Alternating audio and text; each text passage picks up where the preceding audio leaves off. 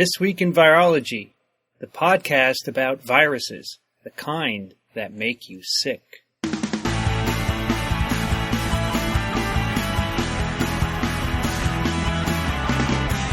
This is This Week in Virology, Episode 1, September 12th, 2008.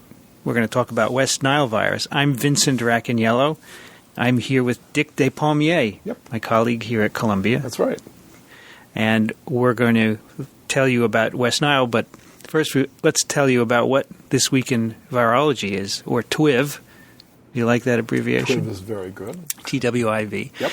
We hope to have it out on a weekly basis to teach you about viruses and how they make you sick. Exactly. Does that sound like a good goal? Yeah, it does, actually. All right. So I am a virologist at Columbia University. Whatever we say is our opinion and not that of our employer. That's correct. I believe that's true. All right. So I'm a virologist at Columbia. And Dick, where are you? Well, I'm also at Columbia. I'm in two places, actually. I'm with you part of the time in microbiology, but mostly I'm in the School of Public Health in the Department of Environmental Health Sciences. Are you a virologist? I'm not a virologist, actually. What is your training? My training is in parasitology.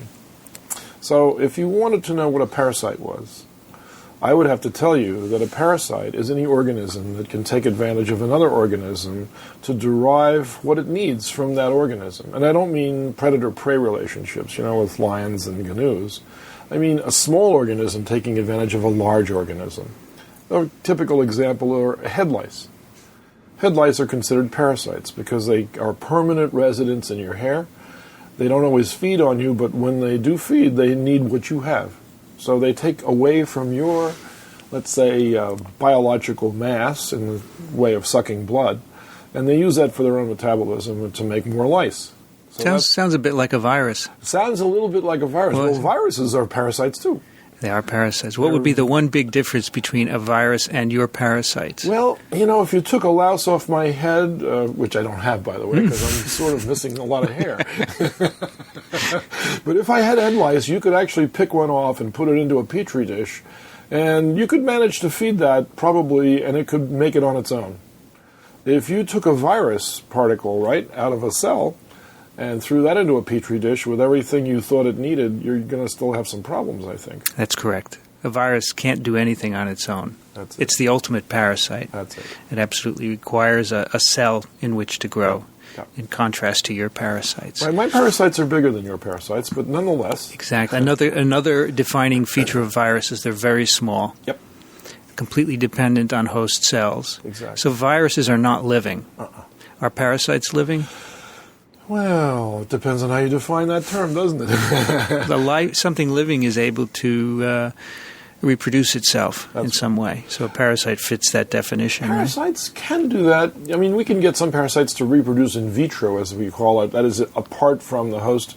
But for best reproduction, they still need their host species in order to reproduce. So there's a fine line that you can draw between absolute requirement for a host cell, let's say, for example, for a virus, and the almost host requirement, let's say for rickettsia, that you can grow in vitro sometimes, yes. And then into the bacterial species that cause disease, which don't require the host at all unless you think about things like maybe cholera, for instance. Cholera is very difficult to grow outside of where it lives. But there are other organisms which we catch on a regular basis that can easily be grown outside, right? But then as you move up that scale and get into the protozoans, these are single cells with true nuclei.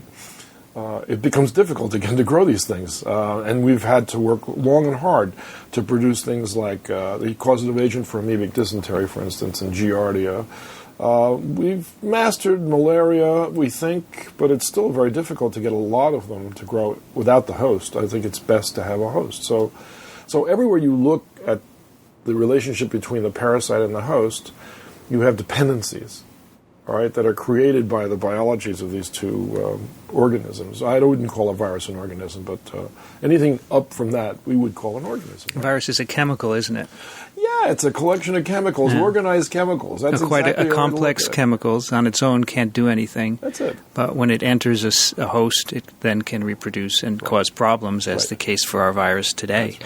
Now, this is why you're uniquely qualified to talk with me about viruses Well, because perhaps. what you worked on were similarly parasitic, Sure. and so the concepts are very similar. Do you work on parasites anymore? I do, but I do some work on their ecology rather than on the worm that I used to work on, or the West Nile virus. In fact, I've never worked with viruses in my life, but I'm aware of the environmental situations that are necessary for their transmission.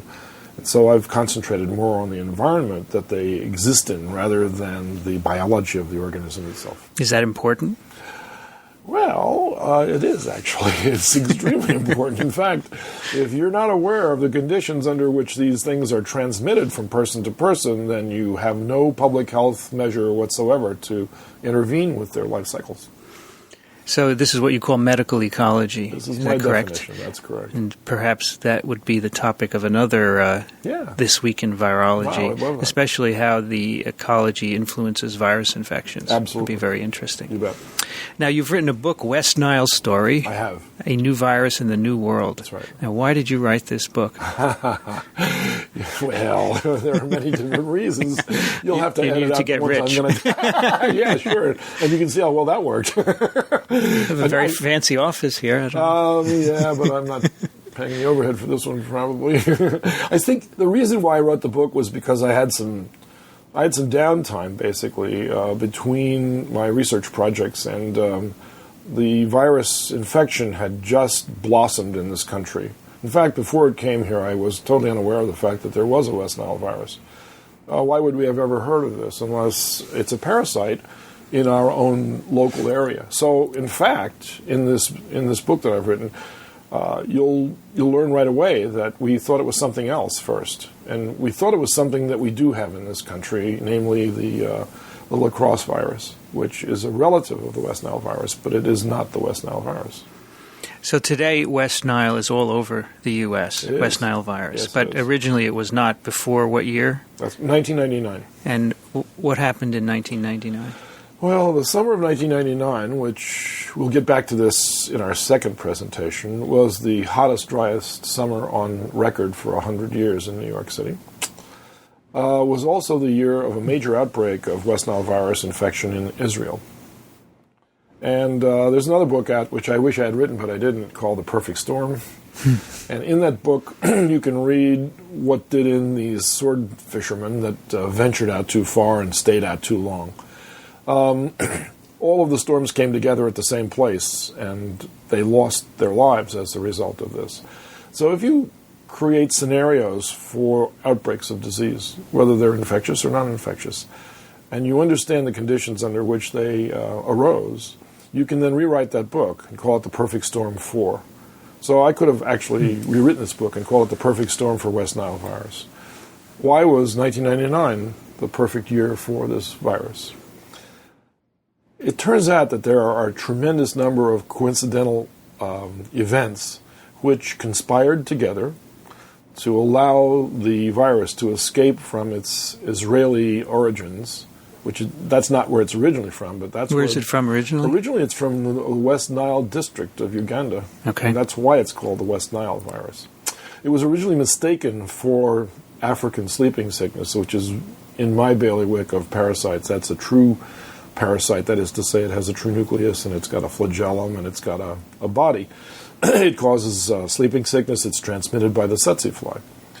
The guys who originally were in Uganda looking for other cases of sleeping sickness encountered this infection instead and thought it was sleeping sickness until the patients developed further symptoms. And as the result of that, they could distinguish it, at least on a clinical basis, from something they already knew about.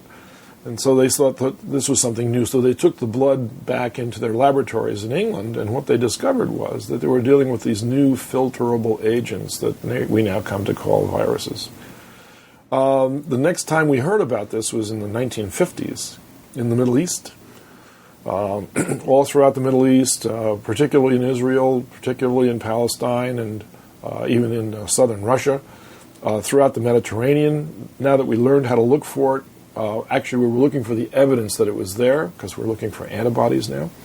This is the newer technologies that were now evolving through the 50s and 60s to look for evidence of infection. And the moment we could detect antibodies against the West Nile virus in patients' sera, we could then do what they call serosurveys, and we could then look at places where we suspected the virus to be, but weren't sure. And if someone has an antibody titer, that is the amount of response that a patient engenders against an infectious agent, is measured by the level of antibody molecules in their serum. When you start using that technology to ask whether or not West Nile virus was there or not, it's a pretty accurate way of measuring the presence or absence of an organism, other than trying to demonstrate the organism itself. So when they did serosurveys in Spain and Italy and France, in the Camargue, for instance, they found evidence that people had already encountered this virus infection. They got sick or didn't get sick, maybe were just infected, and then they got better. And so what's left afterwards are the antibodies that you can now detect and use those to sort of paint a broad picture of where this organism really lives. And where, by the way, we haven't mentioned this yet, but this is a mosquito-transmitted infection. Yes, right. So it also tells you where the mosquitoes live and what their biting habits are and what their feeding habits are. So you learn a lot by just investigating a little fact, and it takes you through this maze of scientific investigation until pretty soon you've described an entire culture. So before 1999, had there been serological surveys done in the United States looking for this virus? There was no reason to do them, so the answer is no. But the moment we discovered what this organism really was, rather than being a lacrosse virus, which we thought it was, because, again, I have to describe something about antibodies, and so the listeners that know about this already will forgive me for simplifying the concept, but if you have three similar objects, and each one happens to be called an antigen, and you inject all of those into the same person, you will get antibodies specific for each of those three antigens. And if they're very similar, you will get a mild cross-reactivity of antibody A against antigen B, and antigen A against antibody C. All those antibodies that are not directly against A could still react with the antigen A if the antigen is very similar. Now, there's a group of viruses that fall into that category. They're called the flaviviruses. That's a Greek word for yellow, and indeed it's derived from the concept of yellow fever. And yellow fever is the biggest virus that's part of this group. Biggest in size? Or? Biggest in terms of clinical significance. Okay. That it takes more lives away almost than malaria in some cases. It's the thing that prevented the establishment of the Panama Canal before we found out how it was transmitted. So yellow fever, we all know about. And, we know about a few others too. Dengue fever is another virus-like infection, which I didn't mean to sound like, but it's like the yellow fever virus in that it has a similar antigenic signature. So if you were to take antibodies made against yellow fever and react those against these other groups of viruses that fall into the same category, you would find some what they call cross-reactivity. Right. So when this virus came to the United States, and we were trying to find out what it was, it began by expressing itself in two different directions. It infected people, which was fine, but it also infected birds. So the Ames group said, great, send them to us because we have great need for your antibodies because we need to look at this virus to find out which one it is. And the Centers for Disease Control reversed the tables and said, no, please, you send us the virus and we'll tell you what you have. Now, this brings up a little issue. The issue is the issue of the tissue. Who owns the virus? Who owns the virus? I mean, if you don't know which virus you have, you might own it, but it doesn't do you any good. And if you have the antisera against all the viruses, but you don't have the virus, you're still not ahead of the game. It sounds like everyone should get everything. It does, doesn't it? I mean, shouldn't we collaborate to learn rather than have our egos predominate? We should do this, and that's another show, of course. Of course. Science and ego, yes. That's right. Maybe a dozen shows. It's unfortunate that did rear its ugly head at this particular moment in time, though, because it prevented the Ames group from actually making the diagnosis. They reluctantly sent the virus particles to the group in Fort Collins. And Fort Collins then identified clearly that it was West Nile virus. How did they do that?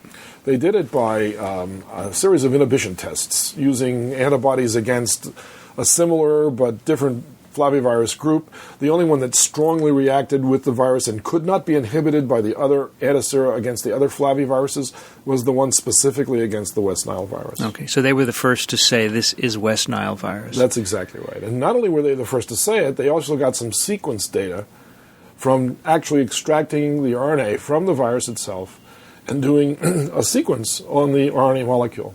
They got a partial sequence. And that confirmed that it was West Nile virus. It confirmed that not only was it West Nile, but now they were still behind the eight ball because the laboratory in Fort Collins didn't have all of the strains of West Nile. So while they knew it was West Nile, they didn't know which West Nile. So now we have to talk more about viruses. I'm going to turn that back over to you. What do you mean by a strain? That's a very good question. A strain of a virus is something slightly different from all the other kinds of viruses of the same name. So West Nile virus occurs in strains which differ by sequence. And the real question nowadays when we can generate a sequence in hours is how much difference do you need to be a strain? I was just about to ask. In the old days, before sequencing, strains were defined by antibody reactions. Right. You would have antibodies made against different isolates of virus, and you would react them against each other. And if there was a little difference in the reactivity, you would call it a strain. Nowadays, strains are being defined by sequence.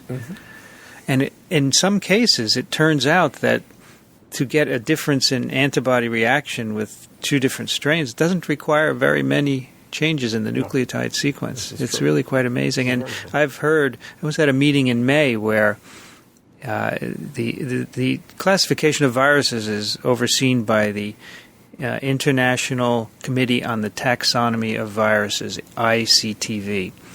And they have begun to define strains on the sequence basis now. Oh, wow. Great. So, yes, you could sequence different isolates, or in this case the West Nile isolate, and say, is it different from strains that you're seeing circulating in Israel or other parts of Europe, for example? Right. Yes, you'd have to sequence it. So we're kind of lucky in one sense, and that is that we have this wonderful tool called the Internet. Now, the Internet allows for the dissemination of knowledge overnight. In fact, instantaneous, as we know. And there is a wonderful web service called PubMed, which you can look things up on and find out literature on. And there's another one which is called ProMed. Now, ProMed is different from PubMed. PubMed is a literature search. ProMed is the program to monitor emerging diseases. That's the acronym for ProMed. And it was established by actually one of our own faculty members here, Steve Morse, who is a virologist, but got his training at Rockefeller University. Is that right? He established ProMed. Oh, yeah, he did. And that's right. By the way, all these websites that we mentioned, we will have show notes associated with these podcasts, and we'll put the links in the show notes. You bet. That's going to be at TWiV.tv, TWiV.tv. Okay, so look for the show notes. Right. So ProMed Mail and PubMed. What do you get out of ProMed Mail? So the moment the CDC group had a partial sequence, they put it up on ProMed to say, does anybody recognize this sequence? Fabulous. And they got an answer almost immediately. There's a virologist working at the Pasteur Institute in Paris. His name is Vincent Deubel. Vincent Deubel has been studying West Nile virus for 20 years. Vincent Deubel has got viral strains from all over the Mediterranean into Africa, the Middle East, and parts of Russia. Now, Vince, I want to ask you another question here because I'm confused myself about this. If there are so many different strains of this virus because it undergoes random mutation, and if the mutation doesn't interrupt the life cycle of the virus because it's not a lethal mutation, but it just alters the surface coat, let's say, of the proteins that it makes to hide its RNA in, or it manufactures a different variant of an enzyme that it needs to take advantage of the host cell, why are these variants regional? Why is the strain of a virus, let's say for West Nile, because we're going to come to a point here, Vincent Deubel has made a map of where these strains are. There are actually 23 different strains of this virus, definable by their RNA sequence. So these strains are geographically restricted. Apparently so. Even in the era of travel, where viruses can go anywhere for free. This is very true. These strains of West Nile are restricted. It seems that way. So Yeah, before travel, I would say they are restricted because they can't go anywhere. But now that's not an issue anymore. It's not an issue. It must be that in areas, people are different, as you know. Yep. Here in New York versus even New Jersey. It's true.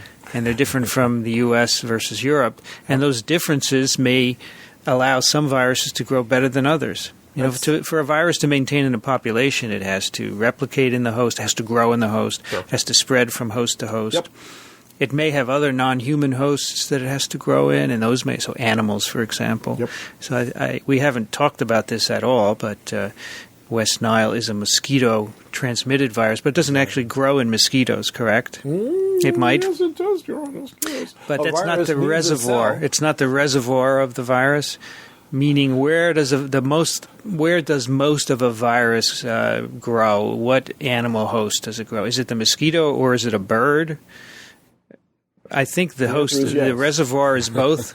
The answer is yes. Okay, it's both mosquitoes and birds. So anyway, with respect to the question, it could be that the reservoirs of these virus just differ, and those sequence differences in the strains that are geographically restricted have something to do with that. Make a slightly different protein that works better in a North European vole than in a crow in the United States, for example, to make it simple. Of course. I mean, we don't really appreciate the complexity. We're just beginning. Right, but the interesting part about West Nile, as it turns out, is that these strains are maintained regionally. So if you find out the sequence of the virus that you're dealing with, and you match it up with any of these other 23 strains of virus, you can tell where it came from. So Vincent in Paris said, this is West Nile, and did he know what strain it was by looking at the sequence? Not at that point. Okay. He just said it was West Nile. He confirmed that it was West Nile. And this, by the way, is how science should work. That's right. You discover something and you put it out for help. That's you right. don't hide it. I would like to just put forth a hypothetical situation. If that had been an academic lab, that instead of the CDC, perhaps they would have not sent it out and they would have tried to figure it out themselves. I think that's right. Because of the ego issue. Or your career. Well, also the problem is that we need grants to do our research. Exactly. So to do that, you need to publish, and if you're the first to publish that this is West Nile, you have a better chance. Well, right? guess what? One of those academic people did get a hold of this virus, but in the form of the brain tissue. Was that Ian Lipkin? It was. And what did he do? What he did was an in situ PCR reaction to get the complete sequence of the virus in 3 days, based on the snippet of information that CDC released through ProMed. And when they did... So the techniques will be difficult for some of our listeners, but the end result was in a very quick time for those days. He got the entire sequence of the genetic information of the virus. And this was just after the short sequence was obtained. That is correct. So, and what did that tell us, having that whole sequence? It told us that it matched identically, except for one base pair, substitution, for a virus which had been completely sequenced from a goose that had died on a kibbutz in Israel. In Israel. In what year? In 1999. Same year. So there was a big outbreak of West Nile virus in geese.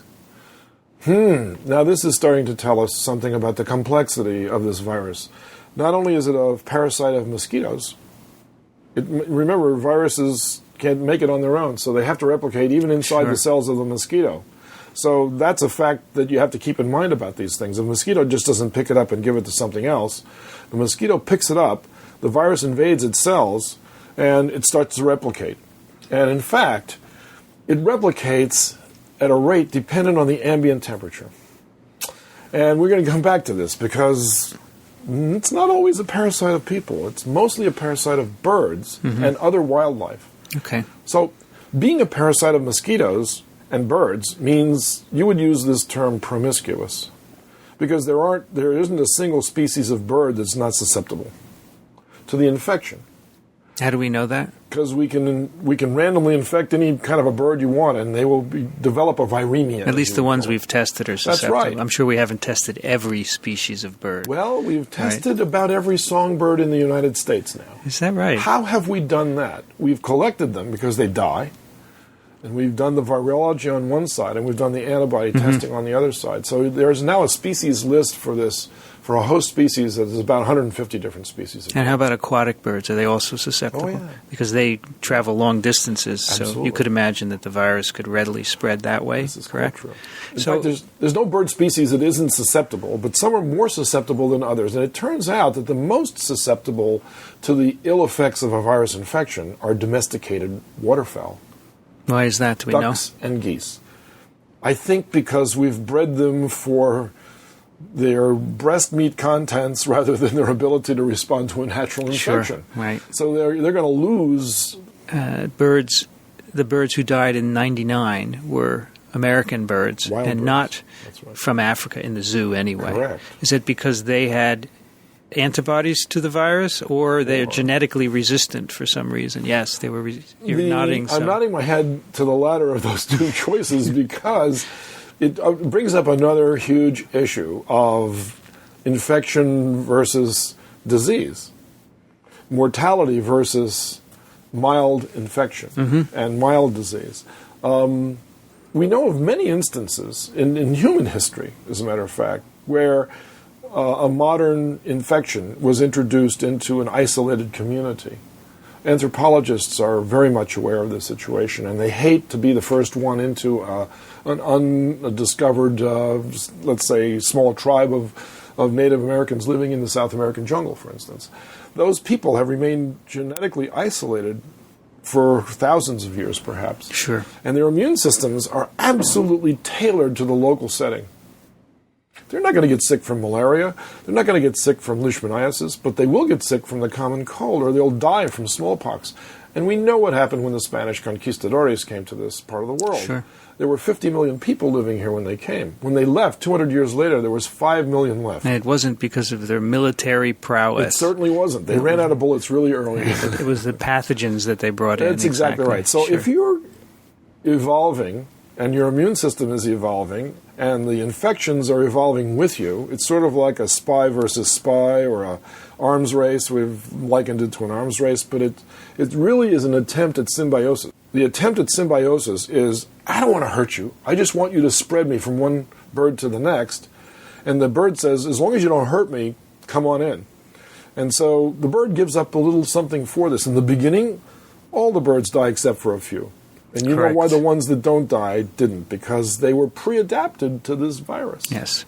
Okay, so it's strictly Darwinian evolutionary. It doesn't make sense for the virus to kill its host. No, not at all. So, so this Another is clue often that seen. it's never been in this country before, because Exactly. domestic birds are dying like crazy. We're losing jays. We're Now losing here we robins are. and crows. We're 10 years down We from are. the original isolation. That's right. Are birds any more resistant, the wild birds anyway, or is it the same level of susceptibility? Well, if you were a population geneticist, and I'm not, so you can say you are, but I'm not either. No, I'm not. But there are mathematical formula that you can apply to this setting to say how long it would take for, in a random mutation fashion, for the right genes to come up, which would allow these birds to resist dying from the infection even.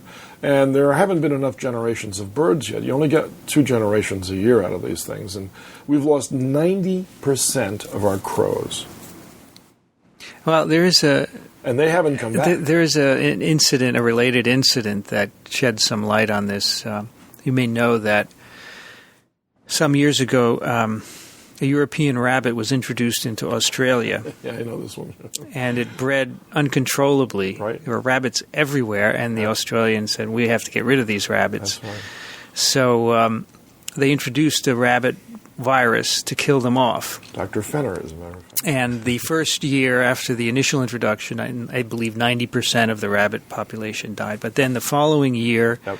they were almost uniformly resistant to infection.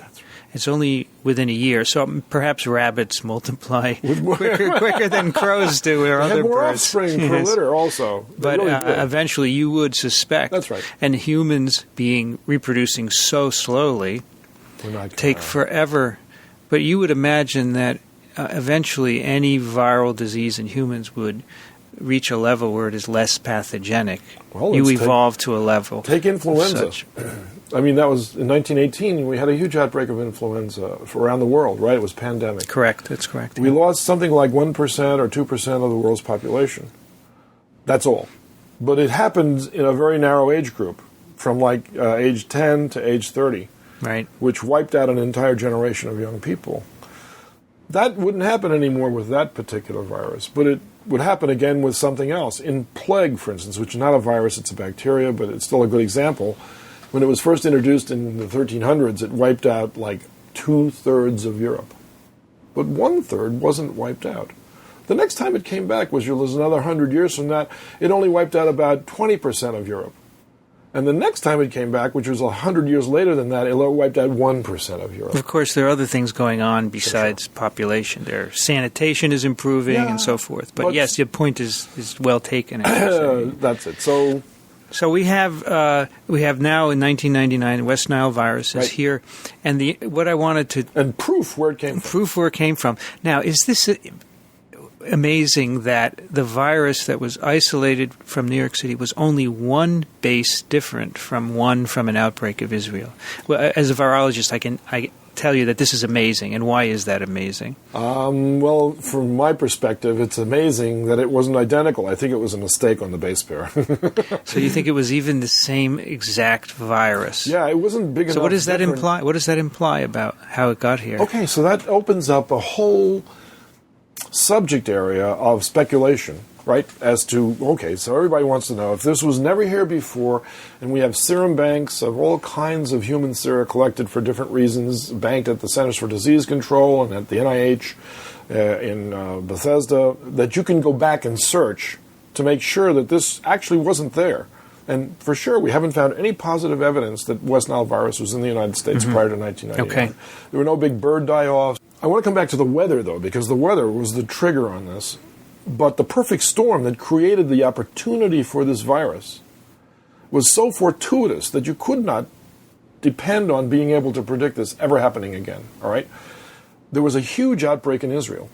Remember that. The same year, the 99. Same year, and that's how they know what that goose strain was, because they lost over 1 million geese. Now, you're going to have to ask me the question. What's Israel doing raising geese?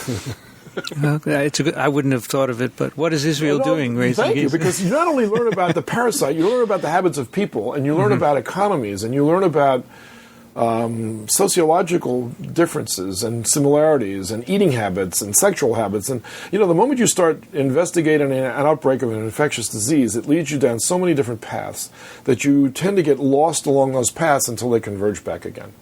So I'm trying to paint an economic picture. So let's start with some disparate facts, and let's try to sew them together into a story, because really what we have to do is try to figure out the best possible scenario for how this thing actually got to the United States.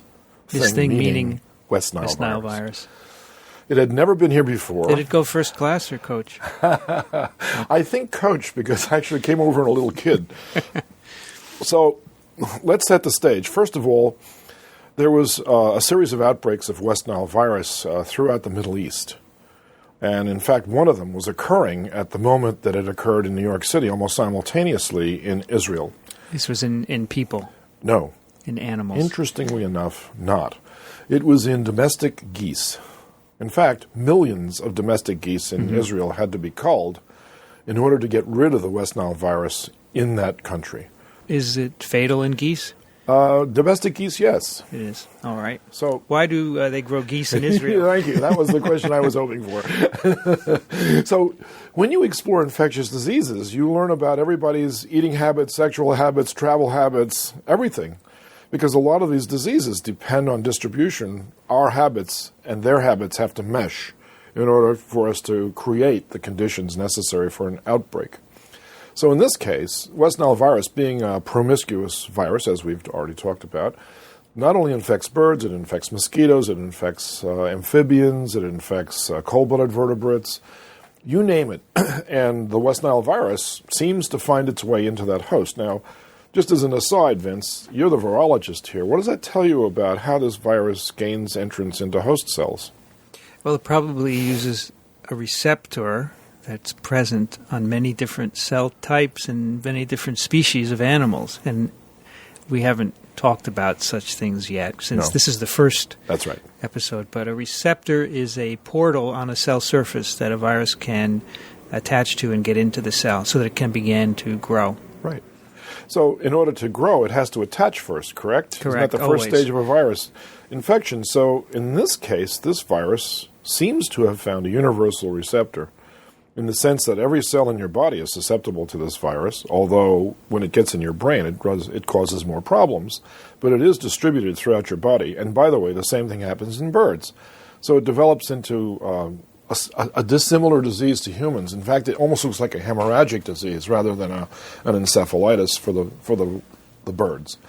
So I'm going to take you back to Israel. So the geese were infected. The geese were infected, so you have to ask me another question. Did one of the geese fly to New York? Is that what happened? Well, you can't fly very far when you've got West Nile virus inside your body. In an airplane, why not? It could come in an airplane. That's one. Do these geese get shipped to the U.S.? Actually, they don't. All right, so we can rule that out. So, but you're asking me what the geese were doing in Israel. Sorry, what were the geese doing in Israel? They were busy raising foie gras for France. Correct. Is that right? That is exactly right. So now you have made a connection between two disparate countries. They both have West Nile virus, by the way. France gets it as well, but mostly in the southern part, in the Camargue, and mostly the wild horses suffer from this.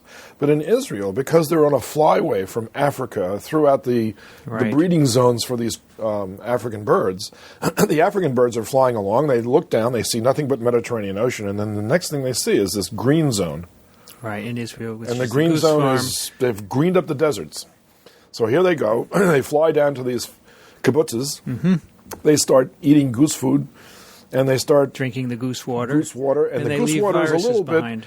Sure, well, the mosquitoes are there. The mosquitoes see a new host. They start to bite these new invaders, basically, and they pick the virus up from the African birds that are carriers for the virus, but they don't suffer from it. It's more or less the same concept that you'd have for bats and rabies. So here are these African birds totally adapted to the virus, transporting it to a zone that's not adapted to the virus. Yeah, so the big thing that happens there, if you're a goose, you die.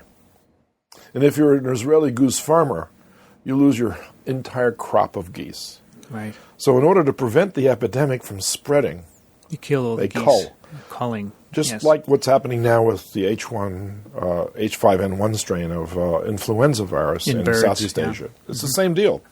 So to prevent something, you either quarantine or you cull around the outbreak and hope that it hasn't spread beyond that perimeter. Right. So that's what they did in Israel. And in doing so, of course, then they had to type that virus strain. They took that virus strain to a laboratory probably in Tel Aviv at the university. Either one of those two places there are very, very good. The Weizmann Institute has a wonderful virus department. They did the complete sequence of the virus, and they said this year's virus strain is. By the way, this also affects the training of Israeli soldiers. How so? They train in the desert. Yes. And every now and then there's an outbreak of West Nile virus in the soldiers that are training. Mm-hmm. And we'll come back to that because it's a desert that they're training in. So you're going to have to ask a question. How can a mosquito-borne infection survive in the desert? Right. All right, but that's an aside. We'll come back to that. So the outbreak in Israel apparently was unrelated to the new outbreak in the United States in northern Queens and in the South Bronx. What do you mean by unrelated? Well, we never connected the dots because, frankly speaking, when the outbreak occurred in northern Queens and resulted in 3 deaths, those samples were sent to the Centers for Disease Control in Atlanta, which then relayed them to Fort Collins Center for Disease Control, which is actually where the vector-borne diseases are analyzed. And because they didn't detect anything in the samples that were sent to them in CDC Atlanta, they figured it probably is an encephalitis virus. The arbovirus group is located in Fort Collins. We'll send it to them. And Dwayne Gubler was in charge of that group at that time, a world expert on dengue fever, which is another flavivirus, of course. And lo and behold, when they ran the serologies, it weakly cross-reacted with antisera from St. Louis encephalitis. So the initial diagnosis was new strain of St. Louis encephalitis because we've had it here already. That sort of threw everybody off because what was happening at the same time in the South Bronx, namely at the zoo, was that crows were dying outside the compound, and exotic birds were dying inside the compound. Right. And Tracy McNamara was the veterinarian pathologist at the time, and what she noticed was, of course, that if this is St. Louis encephalitis, this can't be right because exotic birds might die from it because they're not adapted to that virus in this country, from African birds or South American birds, but crows don't die from it. Crows are highly adapted to St. Louis encephalitis, and in fact, it's a silent infection in these birds. And that's how it goes from place to place without us knowing it. Right. So what she suggested was that this is a new virus, which is killing both the people and the birds. And of course, nobody listened to her because at that time, and probably still is true, there's not a lot of crosstalk between the medical community and the veterinarian community, which is a tragedy because if you look back from 1976 to the present, about 60% of all the new entities in the world that are considered emerging infections are zoonotic, meaning they come from other animals rather than humans, and then they infect humans also. Veterinarians play a huge role in identifying these outbreaks. So they have become the new medical community that we look for in terms of what diseases are here and which ones are possible. That having been said, it gets complicated now because the birds from the zoo were then sent to Iowa, and that's when you find out that the veterinarians have a national laboratory set up expressly for this purpose, to diagnose unknown diseases, basically. And they have a virus lab, and in the virus lab, they did the post-mortems on these exotic birds, and I might add another aside here. If Tracy McNamara had kept track of where the exotic birds had come from in the world, she would have noticed right away that no African exotic birds were dying. Right.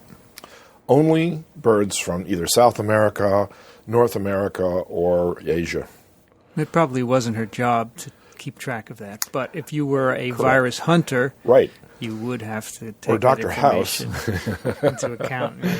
That's right. So at any rate, that point was later on added to the story sort of as a hindsight event. But what the veterinarian's laboratory out in Iowa did discover was that the birds died from a flavivirus-like infection. Right. And they thought that if the Centers for Disease Control in Fort Collins were kind enough to send them all of the antisera that they were in control of, they could identify which flavivirus this was. Right. But it actually turned out to be the other way around. The Centers for Disease Control in Fort Collins said, no, you send us the virus and we'll tell you what you have. So the more powerful of the two groups turned out to be the Centers for Disease Control. And by that I mean they had more political clout. They were able to demand that the Iowa laboratories send them the virus. And so they ended up getting credit for identifying the fact that what they were really dealing with was not St. Louis encephalitis, but rather the West Nile virus. And for the very first time then, they had discovered an infection that had emanated from somewhere across the Atlantic that had found its way into people and into birds. And this explained the death of the birds in this country because our birds are not adapted to that particular virus. So here we have, now all we have to do is account for how it got here. So we talked previously that the sequence showed that it was virtually identical to the goose virus. This is correct. Israel. We were lucky that there was a first-rate virology lab in Israel, and it was set up, by the way, in 1951 as a result of the original discovery of the West Nile virus in the West Nile district of Uganda. That initial discovery in 1937 led to the establishment of a virology lab in the newly established country of Israel when it first started. Why would that have an effect in Israel? Because it affects not just birds, but it also infects people as well. Okay. So every year they have major outbreaks, almost every year. Not every year, I wouldn't say that. So how long after the first cases here in New York did we understand that this was very similar to the goose virus in Israel? A few months?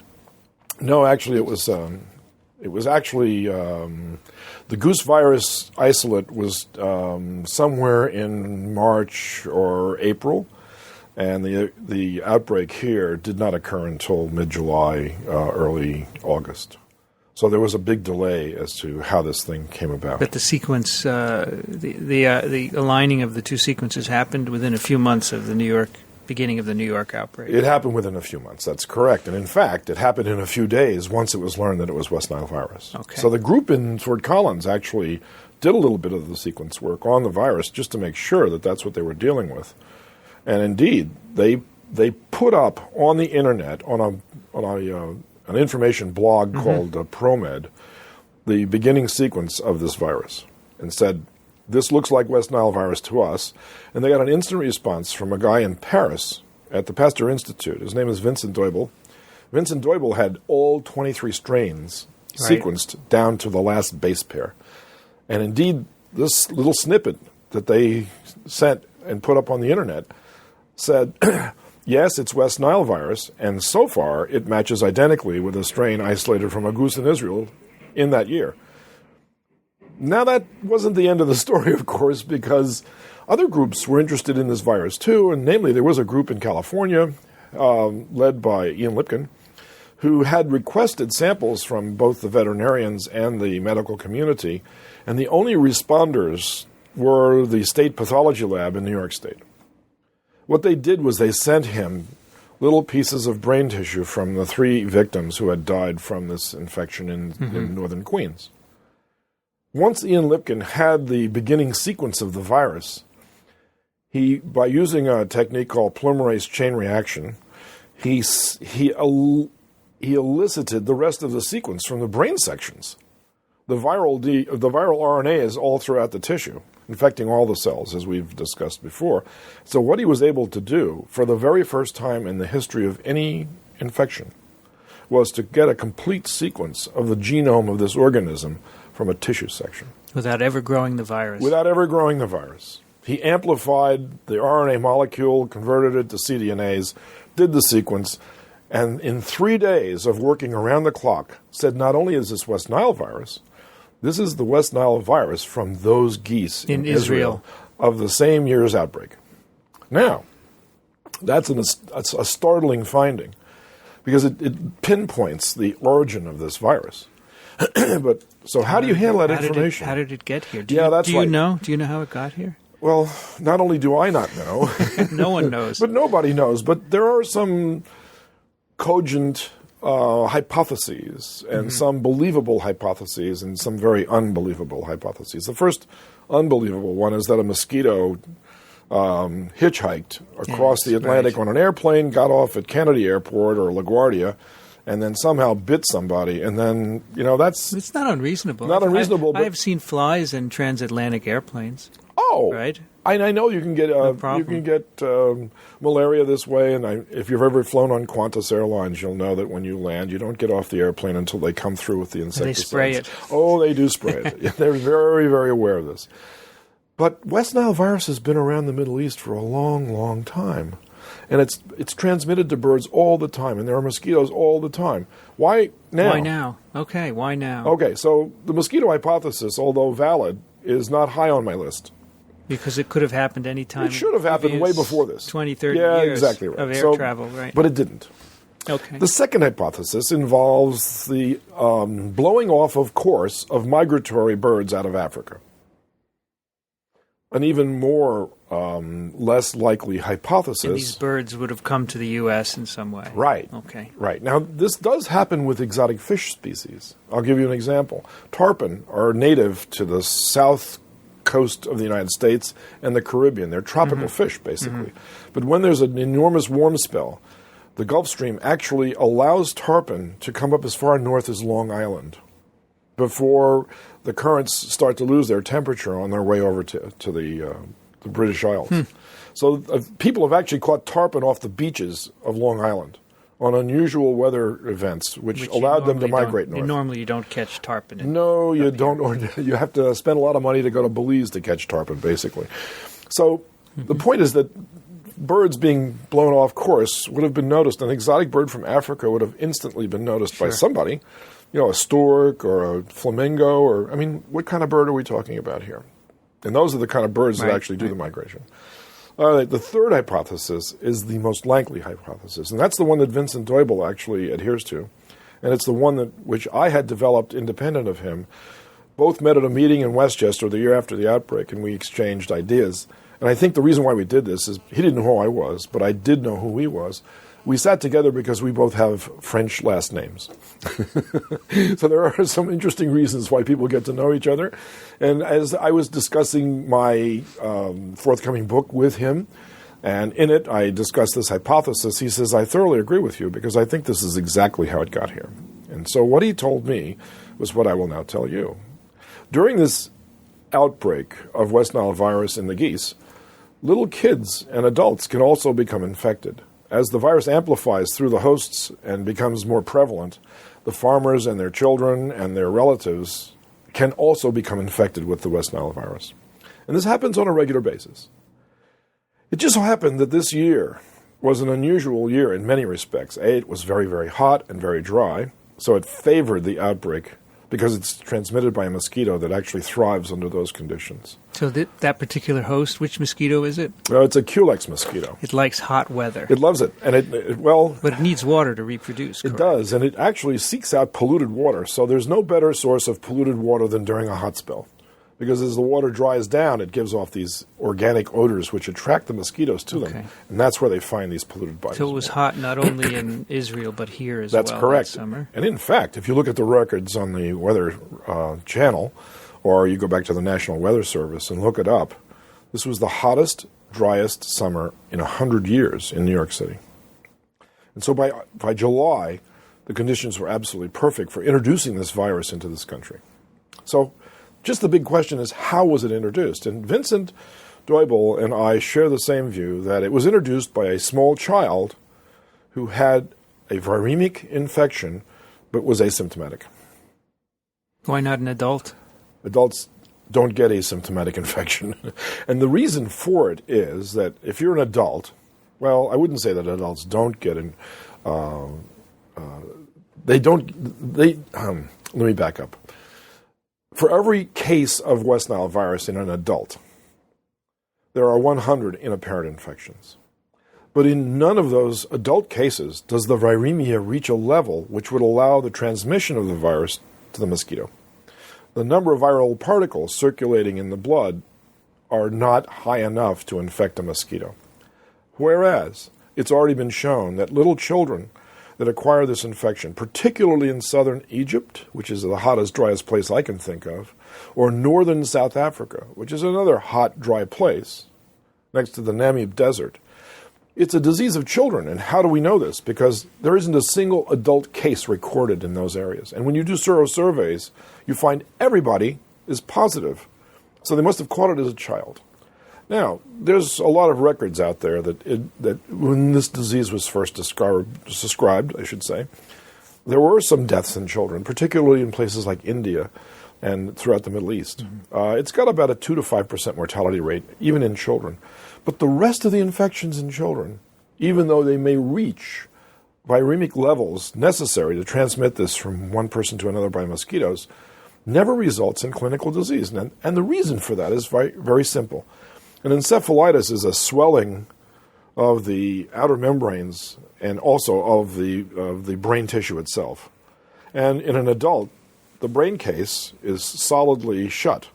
All the bones are actually fused, and you've got the sawtooth joints holding everything together. There's nowhere for the brain to go. So as it swells up, that's where the symptoms start. And in fact, one of the treatments for West Nile virus right now is just to give them steroids to keep the swelling down. You can save lives this way. A child's brain case is still growing. And until they reach about age 5, the brain case can still spread apart as the brain swells to accommodate the new volume of brain tissue. And then once the encephalitis is fought off, the brain tissue goes down, the brain closes, and from that point on, there's a permanent immunity as a result. So a lot of these intricate facts have to be brought into play in order to account for this if this is still going to be a viable hypothesis. But most likely the child who was infected that brought the virus into the U.S. didn't have any symptoms of encephalitis. Correct. This is exactly right. The child wouldn't be able to travel. Exactly. But nonetheless was still infected. So the hypothesis goes further than this, however, because there was another event occurring which attracted a crowd, as they would say. Mm-hmm. And that is, at the Bronx Zoo, they had opened a new exhibit. They called it the Congo exhibit. And in the Congo exhibit, they had 19 lowland gorillas on display. It was as though a family of gorillas had gone on vacation and come to the United States. At the Bronx Zoo, in the Congo exhibit, there were 19 lowland gorillas that throughout the summer months of the year 1999 attracted 3 million visitors.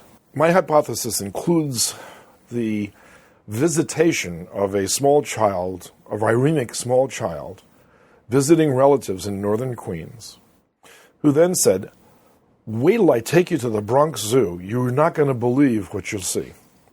They stood online for an average of 3 hours. Now, why would you stand online for 3 hours unless there was really something spectacular to see? Remember, 3 million people saw this exhibit. Is that a big number for the Bronx That's Zoo? an enormous number. Okay, unusual. This was the highest number of visitors to a single exhibit that they've ever had. Okay. And the average wait online was 3 hours. Was it a hot day? It wasn't just a hot day. It was a hot, dry day.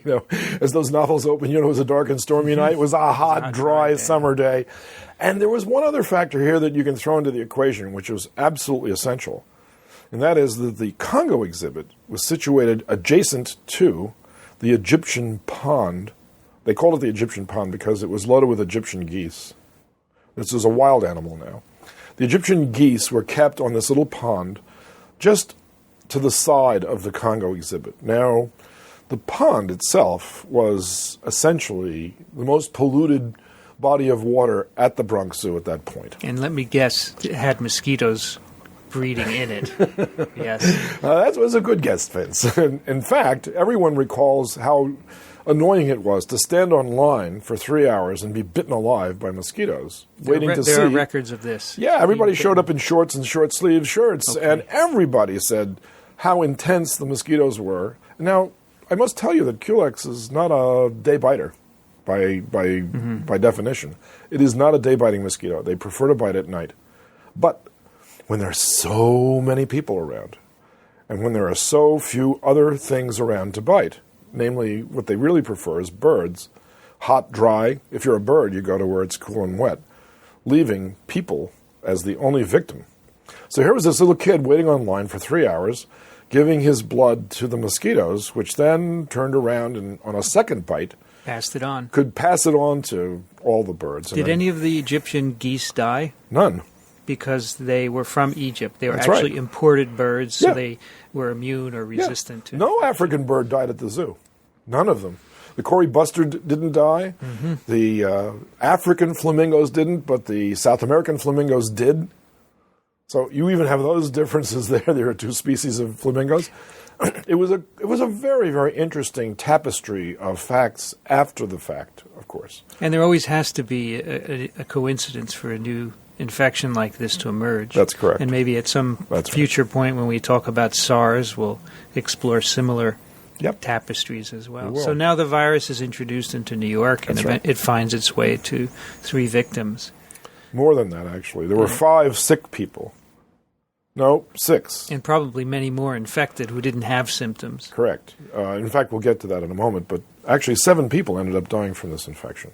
6 were from the United States. 1 was from Toronto, Canada. Now, how did a person from Toronto, Canada, catch West Nile virus? He made a stop in New York City. He died while in Toronto. Yeah.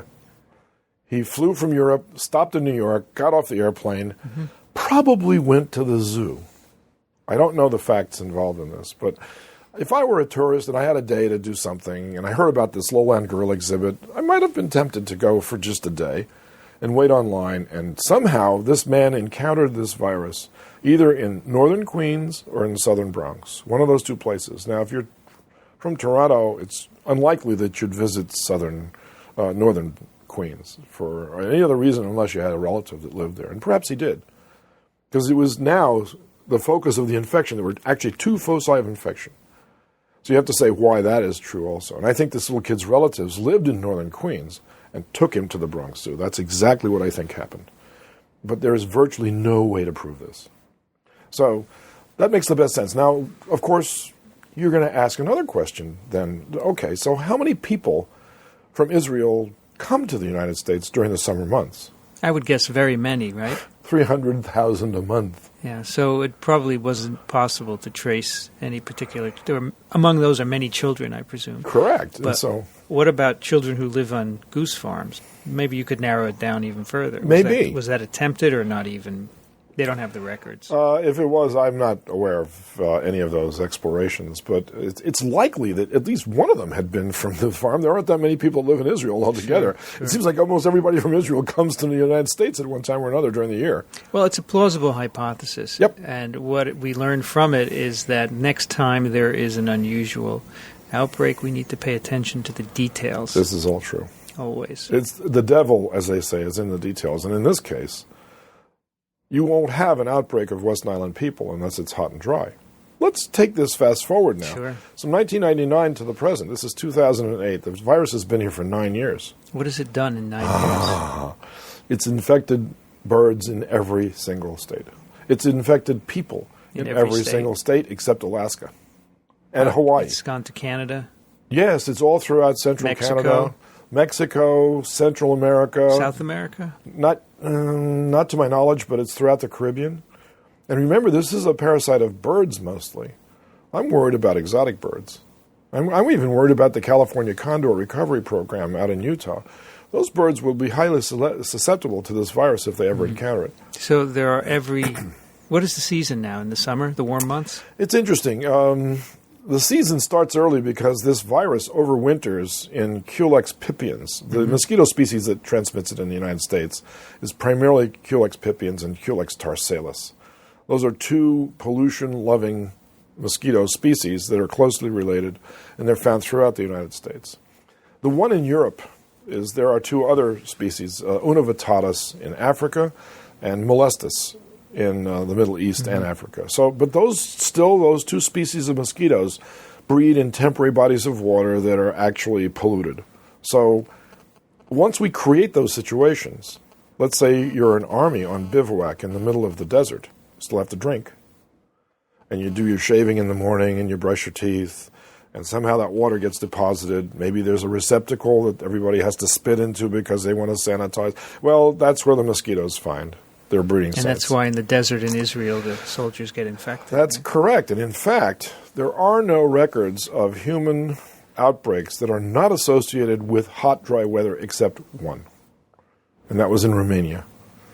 And that had an unusual set of circumstances which you could interpret as a hot, dry situation, but it actually was not.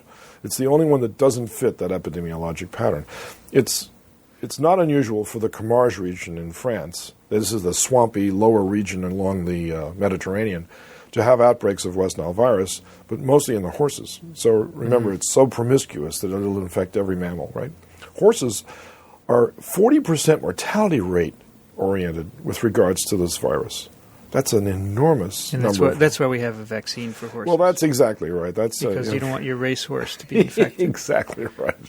Exactly right. Now, when it spread in the U.S., can we tell from the pattern of spread whether it was mainly birds or people traveling that spread the virus, or is it not possible? Well, it's possible to guess, but again, you're going to have to guess, because I think once this outbreak established itself in this country, and I met the EIS officer at CDC Atlanta who was in charge of the whole program. I'm blocking on his name right now, but he told me confidentially that he got a call from the White House that once they realized this virus was here and the potential for disease was real, they ordered him to get rid of it. They said, just get rid of it. That's an interesting order coming from the White House, isn't it? Because we've only gotten rid of one thing in our entire history as a human species, and that's smallpox. And the only reason we got rid of smallpox was because it only infects human beings and nothing else. I know we're close to getting rid of polio also, which is your specialty, but we haven't done that yet. So for the White House to tell somebody at the CDC to just get rid of it reflects an enormous ignorance on the part of that person. Perfect word. I would pick the same one. Whoever said that. Did they listen at the CDC? Well, they tried their best to understand what was going on, but another subterfuge that arose out of this meeting that was held a year afterwards was, so someone at this meeting got up and said, we don't know anything about the West Nile virus, with Vincent Dickson sitting in the audience with all 23 strains sequenced. What do you mean we don't know anything about this virus? I know everything about this virus. I know all its proteins. I know what the host ranges are. I know. But the one thing that we didn't pay attention to was the ecological setting under which the virus switches from birds to humans. That's the key. To understand what causes human outbreaks means that you can predict in advance whether there will be a human outbreak or not, if you could determine what those factors are. So let me just give you my take on this, which has, by the way, been borne out by now 9 years of history with this virus in this country. But if you went back to the literature that was established back in the 50s and 60s, you could have predicted this based on that literature. Every one of the outbreaks that's big, there was one outbreak in the northern part of South Africa, which involved 3,000 cases. And I remember you were asking me this just recently before, like, if you have one case that's clinical, how many subclinical or inapparent infections do you have? The answer is about 150 to 200 inapparent infections, or people that had a headache but they didn't get worse. Their immune system fought it off. I guess they threw up a lot of interferon and turned off the virus replication cycle. Whatever the reasons, you have 1 times 200. So in South Africa, there were 3,000 cases. Now you multiply that times 200, and you get a 600,000 infections. Huge. Yeah. That's huge. And the next year, they had none. That brings up the concept of herd immunity. And indeed, that's probably why there were none the next year, because everybody got infected this year in that region, and there was no person left who was susceptible after that.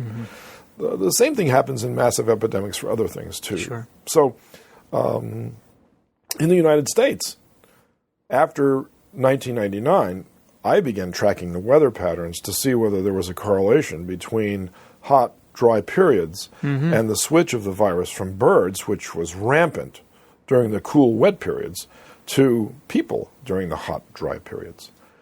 Birds are highly susceptible to this virus. It takes very little virus to kill a bird. Why? Because the bird's temperature is higher than ours, and it adds a little bit of zip to the viral replication cycle. So we've got a temperature of 37 degrees. A bird has a temperature of 41, 42 degrees. And that big difference, that doesn't sound like much of a difference, but it's so big that the virus, even a single particle introduced into a crow, in 3 days the crow is dead. You do the same thing to a person. The virus slows down. What does this tell you about the virus? I think what it tells me is that it's a virus of birds, not people, and we're the incidental host. The virus doesn't do as well in us, and so it takes a bigger injection dose to get us started.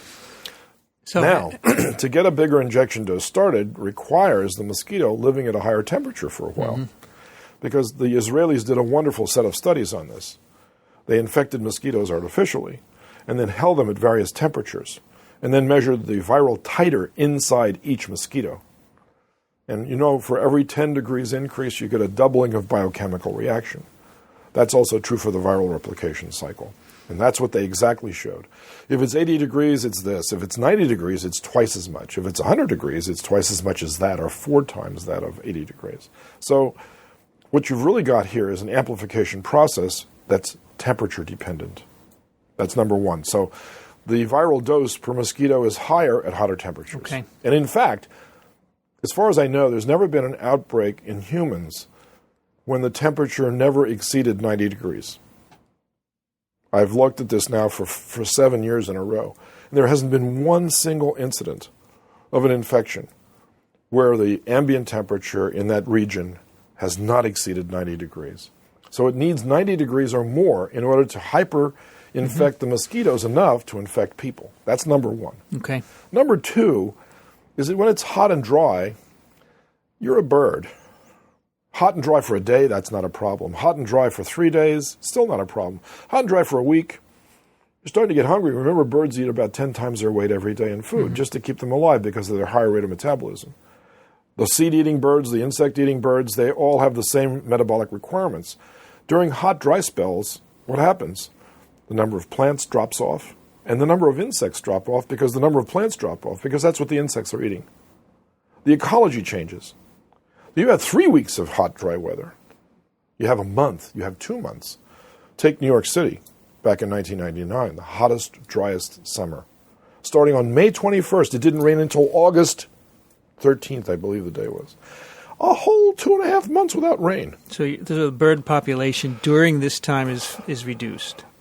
After the first week, it's reduced. Okay, and what's the effect on West Nile virus? Well, if you're a mosquito infected with West Nile virus and your imperative biologically is to reproduce, now you'll bite some people. You'll bite anything. So I like to say that the bird is the steak equivalent for the mosquito, and we, unfortunately, are the hot dog. But when you're hungry and there's no steak and hot dog, you eat that hot dog, even though you'd rather have a steak. The mosquito species, in this case, can feed on human beings, but prefers birds. So when they have a choice, they pick bird every time. So the only time that there are no birds around human populations is when it gets very hot and very dry. Mm-hmm. And, of course, remember, this is a pollution-loving mosquito, so we're good at doing that as well. So the absence of West Nile in Alaska, is that because of the temperature rarely goes above 90 degrees? Yeah, I don't think it's ever gone above 90 degrees in Alaska. But they do have mosquitoes there. They have tons of them. Do we know if there's any virus, any West Nile virus in Alaska? Has anyone looked? Of course they've looked. I'm sure they have. I don't know of any records of Alaskan mosquitoes harboring West I would Nile. guess not. Otherwise we'd see infections, right? Correct. So what has been the consequence of West Nile virus in the United States, apart from human infection? Crow populations are 90% reduced. Is that right? 90%. I didn't know that.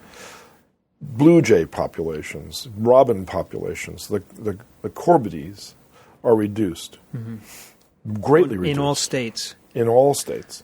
So the question that I'm going to ask is, what good is a crow? What good is a robin? And what good is a blue jay? Because we can now know, because we don't have them anymore to speak of. So are these bird species important in disease control for humans because they're eating things that would ordinarily transmit diseases to us, like other insect species, other mosquito species? If I was really worried about this whole situation, I'd worry about the bat die-offs that we're having recently. Bats eat tons of mosquitoes. Are they dying because they're eating West Nile virus-laced mosquitoes? We should be able to I find don't know out. that answer, but I'm just raising it as a question. By the way, bat body temperatures are much higher than humans also. So is West Nile here to stay in the U.S.? West Nile is now an endemic infection in the United States. And the reservoir is everything. Most animals. And the mosquitoes. So the mosquito species that transmit it are ubiquitous. They're found wherever humans are found. And they're found throughout the United States. So let's say if I went on a summer vacation in a remote area where there are a lot of mosquitoes, would I worry about acquiring West Nile infection? Tell me what the temperature regime is first. If it's not above 90, I don't have to worry. Right. I mean, if you go to the White River Plateau in Colorado, or if you go down into the Grand Canyon. The Adirondacks. The Adirondacks, as long as the temperature, it can exceed 90 degrees in those areas. It can, actually. It can. Not often, though. Not often, but sometimes. I remember a summer up there. I was there, and it did exceed 90. But if you track this now, there are 2 places in the country that always exceed 90 every year. One of them is the Imperial Valley of California, and the other is the entire southern region of Texas. And the Southwest, but the Southwest region of Texas has got a lot of people living in it. So that you have the option here for this ecology to develop. And Texas and California, regardless of the weather conditions in any other place, will always have a number of cases for West Nile. Some years they had a tremendous number of cases, and in other years they have had reduced numbers, but they still lead the country. Well, I happen to have a map here of cases in 2008. Okay. It's a map of the U.S. All right. And under each state we have the number of cases. Right. The state with the most cases is... I would guess California. You were right, 155. There were I don't know the total for 2008, but in 2007, it was higher. 35,000 cases of fever, 1,200 right. of encephalitis, and 117 deaths. Anyway, 155 so far this year in California, 23 in Texas. Right. How about New York State? 6? 6. Not very many. If you many. go to North Dakota and South Dakota, 23, 34. Unpredictable, but yet Colorado, there it is. 37. Yep. Arizona, New Mexico, not many, 8 and 3. That's right. That's right. And that would be, there's not much standing water. Yeah, I would It's guess too dry. that's the reason. Because in California, remember, it's mostly agricultural community throughout the Imperial Valley. They flood irrigate there. And there are some states that have no human cases yet That's right. this year. That's right. It's been cool and dry in this Could country you this guess year. which states might be included in those? Just take a guess. Well, I would guess Maine. Maine is one of them. Washington. Okay. But interestingly, Florida Aha. is also one of them. Well, if you have a lot of rain, here's what rain does. It has to be hot and dry. Remember I said it's not just hot. It has to be hot and dry, because if it's not dry and it's hot, that still allows the plants to survive, it allows the insects to survive, and it allows the birds to stick around and still feed. So you're not going to drive them off with hot, wet weather. You're going to drive them off with hot, dry weather. Mm-hmm. I would say that Florida is a pretty stormy state during the summer months. I mean, the marlins, the Florida Marlins, have difficulties attracting evening crowds to their baseball games because they're almost daily interrupted by thunderstorms. So it's hot, but it's too wet in Florida. That's right. It's not the good condition. Exactly right. Exactly right. Now, I'm interested to know whether in the 9 years the virus has been circulating in the U.S., is it changed so that it's now better able to infect the people that are here or the animals that are here as opposed to where it came from? Right. Do we know? We do know, actually. That's a very good question, because it does point up the fact that we live in an evolving world. And so let's look across the world first. And let's take Vincent Deubel's 23 strains and ask the question, can you determine the geographic range of each of those strains? Are they overlapping? Are they found together? Are they individuals? What is the distribution of these 23 strains? And the answer is, you could take those 23 strains and divide them into 2 subgroups, pathogenic and less pathogenic. The death rate in humans from the group that's pathogenic is very high compared to the group that's considered non-pathogenic, or at least mildly pathogenic. All right, none of them are non-pathogenic. So you can tell where they're from by looking at the death rates. And there's a very pathogenic strain of this virus that lives in the Volga Basin in Russia. Now, the Volga Basin, if you look at the ecology of that, it's desert. This goes through a very dry, hot region. And almost every year they have an outbreak of West Nile virus there. And it's of the strain that's highly pathogenic. And it stays there. It has not moved. It has not, if you allow this, it has not mutated to become less pathogenic. Whereas the West Nile virus from Israel that was introduced to the United States remained the same strain up until the year 2002. In 2002, it underwent antigenic change, which was reflected, of course, in its genome as well. So now it's considered to be a separate strain from the Israeli strain that was introduced to begin with. And maybe it's because this virus has had the opportunity to infect so many different kinds of hosts. And the influences on this virus in terms of its rate of replication and transmission to mosquitoes, and then transmission back into more hosts, this recirculating of the virus again and again and again through the wildlife may have resulted in the selection for strains of the virus which are more suited for a more robust biodiversity than exists in, let's say, the kibbutz of Israel or the dry desert of the Volga region of Russia. And so what you see here now is probably strain number 24. Vincent is now going to add this one to his list. And, by the way, lucky for us, the robust pathology associated with the original strain of West Nile, and by the way, part of it is due to the fact that we failed to recognize it until it was too late in those people. If we had recognized it as West Nile virus immediately, we would have put them on steroid therapy. And now I know this sounds counterintuitive because steroid therapy inhibits the immune response, but it also inhibits swelling. Swelling of the brain. And that's the pathology of this infection. So Today, when someone comes in with the following signs and symptoms, they are assumed to have West Nile. They have to have muscle pain, they have to be confused, and they have to have a headache. If you have those three things together, they immediately start you on steroids. I have those often. Yeah, so do I. But interestingly enough, during the transmission season, which you can start from May in some cases and go all the way through October. And by the way, I think we should go back to the original outbreak and say, why didn't it continue? What stopped it? Did it rain? It doesn't just rain. It poured. It poured. Hurricane Floyd came in over North Carolina and completely rearranged the landscape in September. So August and just 13th shut it down. was... Yeah. You said before it rained on August 13th or That's right. thereafter. It was a mild So it shut it rain. down. But in September it really rained. And it flooded, as a matter of fact. And it was lots of environmental damage. But what those hurricanes do, too, though, remember, they have a counterclockwise circulation. And they could have picked mosquitoes up from the coast that were infected and put them farther inland. So that might have been one mechanism for jump-starting this thing. Would mosquitoes survive those winds? winds? I can give you a specific example of that. Bangladesh never had dengue fever before a typhoon came into Southeast Asia and picked it up from some other place and put it right down into Dakar. Fascinating. Now it's endemic. Maybe there is something to this medical ecology. Maybe. We'll see. It's possible. Now, strain number 24 is in the U.S. It is. Have we found it anywhere outside of the U.S.? I don't know. I actually don't know the answer to that. I think it hasn't been looked for anywhere else, but... You would think it could spread out just as it came in.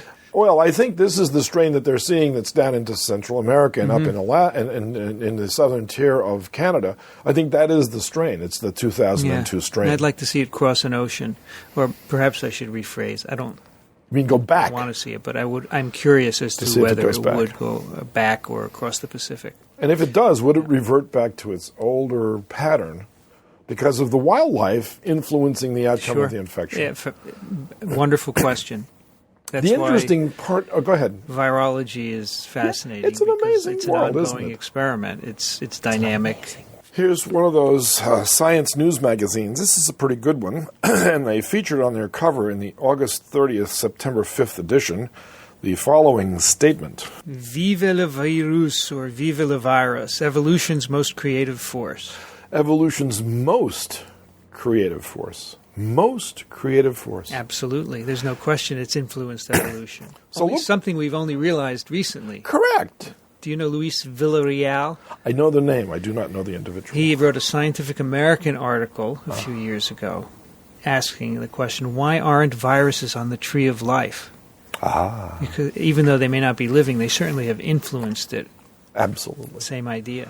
Well, if I was a bird living in this country, United States, and if I was a crow, I would be scared. I would absolutely be scared. Is this a good magazine, New Scientist? I like it. I think it's a little bit newsy, but they don't skimp on facts either, and they give you the references to the articles. So I think that you can depend on the information in there. Yeah, I think it's a good one. Welcome to the virusphere. We hardly notice them unless we get sick, but without viruses, we'd be up the primordial creek without a paddle. Excellent. I'll have to have a look at this. You're good. That just came out. I thought you'd like it. Excellent. So the effects of West Nile virus in the New World, that is our part of the world, are totally unpredictable. And in that sense, I think Dwayne Gubler was correct in that we don't know anything about West Nile virus in the United States, except that human outbreaks are always associated with hot, dry spells. That's the one fact we do know. So Vince, from a control standpoint, without the use of vaccines, without the use of drugs, you're the public health officer in charge of the West Nile virus surveillance program and monitoring and alert network. What would be your advice, now that you know what the weather patterns are like, for a warning, at least, to the general public? If the temperature is going above 90 for an extended period, you issue a warning, West Nile virus alert. So what should we do? What would the warning constitute? Stay home, don't go outside? That's not practical. People are going to go out. Of course what would you do? Use mosquito repellents if you're going to go outside and do recreation? Get rid of standing water? Number 2. Don't do things at night when the mosquitoes are more likely to feed? Number or at least 3. stay inside, right? Yeah, number 3. Anything else? Nope. And that's why... Does that happen? Are there people who issue such alerts? There are, and in fact, when the CDC explained to the residents of northern Queens what was going on and why the year that the people with in-ground swimming pools got so frustrated with Con Edison, this is another confounding factor that increased the likelihood that this would stick around. During the summer months, of course, everybody would like to go into their pool and cool off, right? It got so hot that people were uncomfortable even swimming in their swimming pools. And by the way, if you've got a swimming pool, it's probable that you have enough money to escape from that heat and go someplace where it's nice and cool for a while until things cool down again. So in fact, that's exactly what happened. There was 150 some odd in-ground swimming pools in northern Queens at the time of this outbreak.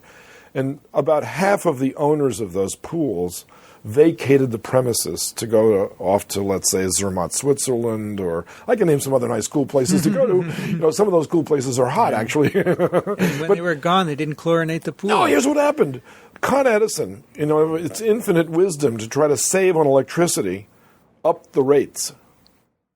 Well, now, if you're a middle-class person and you're hot as heck during your work day and you go home, what's the first thing you do? You turn on your air conditioner. So Con Ed says, too much electricity, you're going to brown out the city, we're going to charge you more. Are you going to turn off your air conditioner just because? Of course you're not. You're going to turn your pool off. Yeah, but that's exactly what happened. So they did. They not only turned it off, they left. So the pools began to stagnate.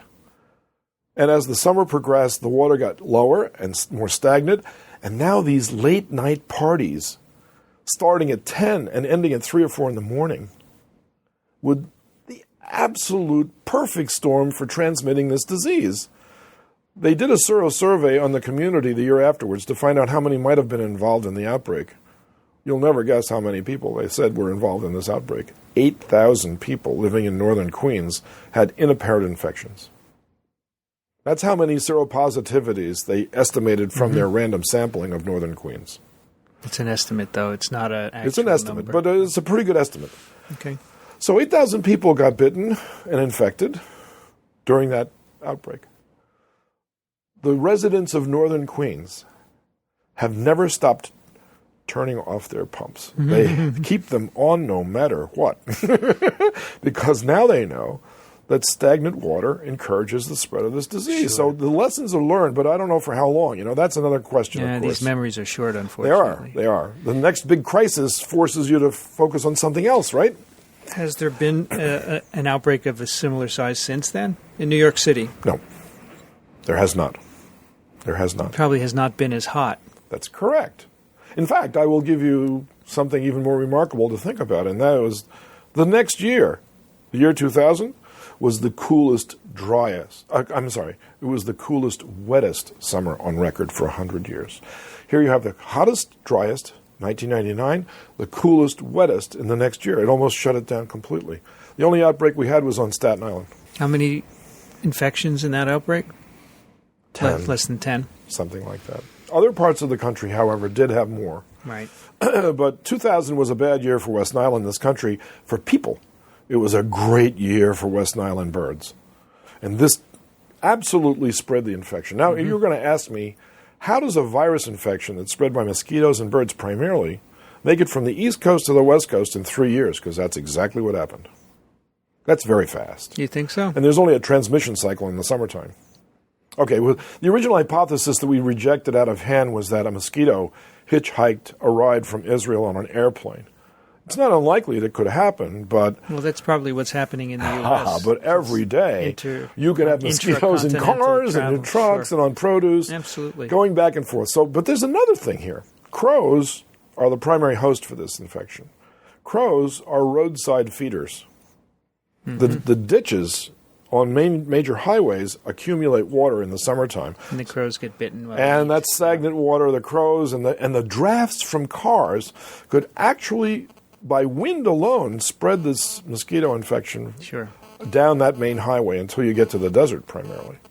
So I think we should wrap this up soon. Very good. One more thing I'd like to just bring up. Clearly there's a human vaccine being worked on. Yep.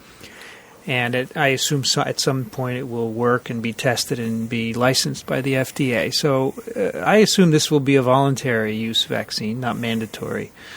So who should take it? If I lived in Scottsdale, Arizona, and I was over the age of 50, I would take it. Anywhere where there are sustained high temperatures. And a lot of old people, because basically it's a disease of old people. It's not it's an infection of all of us, but it's a disease of old people. Old meaning beyond the age of 55, let's say. All of the deaths, maybe 90% of the deaths in this country were in people over the age of 55.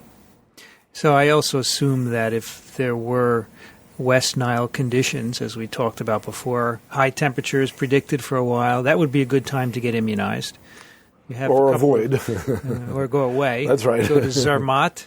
No, or just take avoidance precautions. Don't stay out on your lawns late at night. What you just said before. That's right. Exactly right. All right. Anything else you want to bring up? Right. All right. That was a good discussion. I think it sets the tone for future TWiVs. Right. The whole interaction between the environment and viruses, which is was a big factor in the emergence of West Nile, is equally important for other viruses, and I think we can explore that when we talk about other types of viral infections in the future. So this has been This Week in Virology, our first episode. Go to our website, TWiV.tv, and we have some links about the things we've mentioned here. Go and buy Dick's book, The West Nile Story. We'll put a link for that on the website as well. If you have any questions, if you want us to discuss things on the show, send us an email, twiv@twiv.tv, and we'll be happy to do that. And do subscribe and come back another time. Great. Goodbye. So long.